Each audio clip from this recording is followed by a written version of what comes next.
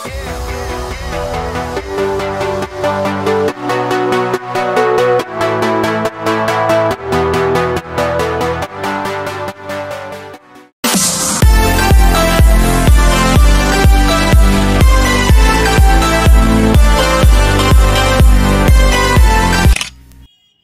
আমাদের কাছে একটা ফোন এসে রেডমি নোট 10 প্রো, যেটা সমস্যা আছে ক্যামেরা এরর, ক্যামেরা আসছে না এবং রিঙ্গার বাজছে না। এটা কোথা থেকে সমস্যা আছে আমরা ফাইন্ড করে দেখেছি, এটা সিপিইউ থেকে সমস্যা আছে। ক্যামেরা যেটা লাইন আছে দুটো লাইন শুধু মিসিং আছে, আর যে রিঙ্গারের সমস্যা আছে রিঙ্গারেও লাইন মিসিং আছে। এইগুলো সব লাইন সিপিইউতে ঢুকেছে, তো সিপিইউ থেকে এটা সমস্যা আছে। তো আমাকে এখন সিপিইউ রিবোলিং করতে হবে, তারপরে যে আমার প্রবলেম আছে প্রবলেমটা সলভ হবে। আগে আমাদেরকে ব্যাক প্যানেল খুলতে হবে ভালোভাবে। ব্যাক প্যানেল খোলার পরে যে মাদারবোর্ড আছে মাদারবোর্ডটা বের করব। মাদারবোর্ড বের করার পরে যে সিপিইউ আমার কোন সাইডে আছে ভালোভাবে আগে দেখা নিতে হবে, সিপিইউ কোন সাইডে আছে। আমার এটা ফোনে আমার সিপিইউ পিছন সাইডে আছে।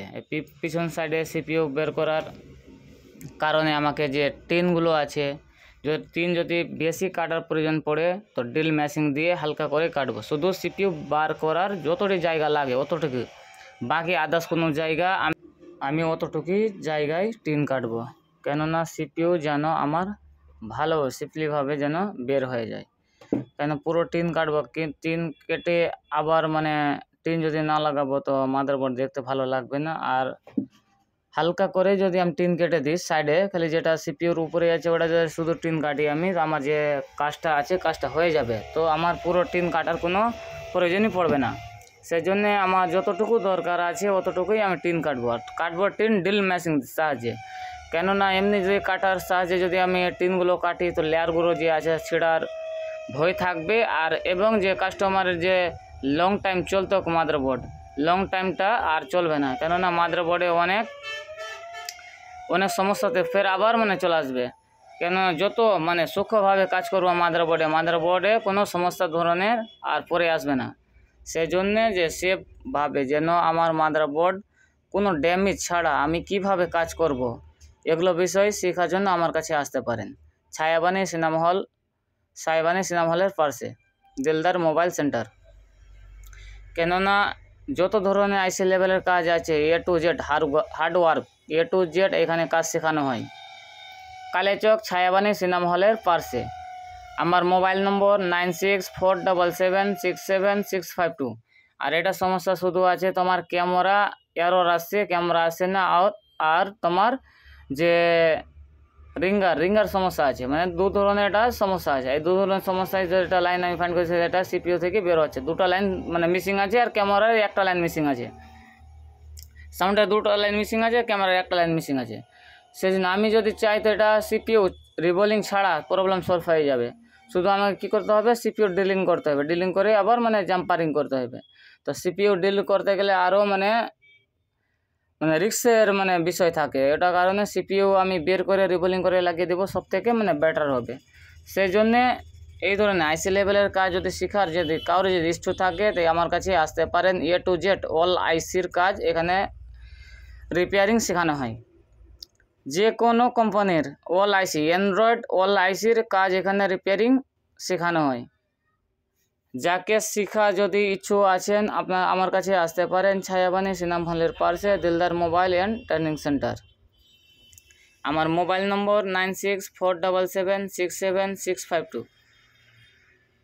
আর এখানে যত ধরনের আইসি লেভেলের কাজ শেখানো হবে পরিবর্তে আপনারা ফের আবার আসতে পারেন। পরিবর্তে আসার জন্য কোনো এক্সট্রাভাবে কোনো টাকা লাগবে না। সেজন্য আমার কাছে A to Z অল আইসি কীভাবে কাজ করে A to Z এখানে নলেজ দেওয়া হয়। আর মোবাইল রিপেয়ারিং এবং ট্রেনিং সেন্টার আছে। এখানে মোবাইল রিপেয়ারিংও করা হয় এবং অল আইসির কাজও এখানে শেখানো হয়। মোবাইল রিপেয়ারিং এবং ট্রেনিং সেন্টার, কেননা A to Z কীভাবে মোবাইল আমি খুলবো, যে এত ধরনের ফোন আছে যে খুলতে হবে, কিভাবে আমরা মোবাইল খুলবো, খোলারও একটা পদ্ধতি আছে। কেননা আমার মোবাইল ফোন একটা আছে শুধু ব্যাক খুলবে, একটা মোবাইল ফোন আছে আমার শুধু উপরে যে এলসিডি আছে এলসিডি আমার খুলবে, অনেকটা ফোন আছে যে মিডল শো খুলবে। কিভাবে আমরা খুলবো, কিভাবে আমরা করব, সব জানার জন্য আমার কাছে আসতে পারেন ছায়াবাণী সিনেমা হলের পাশে Dildar mobile and training centre. এইখানে যে এটার যে সমস্যা আছে, যে আমি এটাতে কাজ করছি রেডমি নোট 10 প্রো, যেটা ক্যামেরা এবং সাউন্ডের সমস্যা আছে। এটা যে আমি সমস্যা যে সমাধান করব, যে আমি সিপিইউতে কাজ করছি, বোঝাই যাবে না যে সিপিইউতে কাজ করা আছে। মানে এত সূক্ষ্মভাবে কাজ করব যেন বোঝা না যায় কি কোথায় কাজ করেছে। কেননা মাদারবোর্ড যত ফ্রেশ থাকবে অত মাদারবোর্ড লং টাইম চলবে। তো আমাদের কাছে কাস্টমার নিয়ে আসছে একটা ভরসা করে যে আমি এখানে নিয়ে যাব, আমার মোবাইল ফোনটা ঠিক হয়ে যাবে। যদি আমি কোনো একটা গলতি, ছোট গলতির কারণে আমার কি হবে, মোবাইল ফোনটা আর ওয়ান হবে না, রিকভারি হবে না। সেজন্যে আমি যে কীভাবে কাজ করব যেন আমার মাদারবোর্ড নষ্ট যেন না হয় বা আইসি কোনো ড্যামেজ না হয়। যে সিপিইউ বের করবো, সিপিইউ বের করার টাইমে কত হিট লাগবে যে আমার সিপিইউটা নষ্ট হবে না, বা কীভাবে আমি উঠাবো যে আমার যে ট্র্যাকগুলো আছে যেন ট্র্যাকগুলো উইদাউট ড্যামেজ ছাড়া আমি কিভাবে বের করব সিপিইউ। বাই চান্স যদি ট্র্যাক যদি দু একটা মিসিং যদি হয়ে যায় তো কিভাবে আমি ট্র্যাকটা তৈরি করব যে আমার যে প্রবলেম আছে প্রবলেমটা সলভ করতে পারবো। বাই চান্স ট্র্যাক উঠে গেল, আপনি ট্র্যাক যেহেতু না রিপেয়ারিং করতে গেলে তাহলে আমার যে সিপিইউ লাগিয়ে দিব, লাগানোর পরে তো আমার কাজ হবে না। সেই জন্যে যত ধরনের আছে মাইক্রো জাম্পারিং কীভাবে করব যে আমার এক চান্সে মোবাইল ফোনটা রিকভারি হয়ে যাবে, এ টু জেড এখানে নলেজ দেওয়া হয়। আর এখানে পুরো সূক্ষ্মভাবে কাজ করা হয় যেন মাদারবোর্ডে কোনো ধরনের সমস্যা পরবর্তীতে না আসে।